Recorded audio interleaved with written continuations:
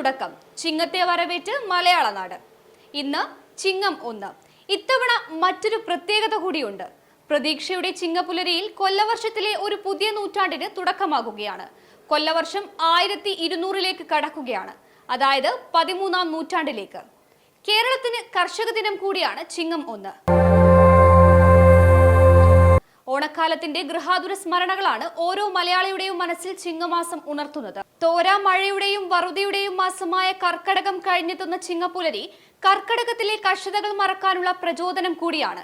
കാണം വിറ്റും ഓണം ഉണ്ണാൻ നാടും വീടും ഒരുങ്ങുന്ന ദിവസങ്ങൾക്ക് തുടക്കമാകുകയാണ്.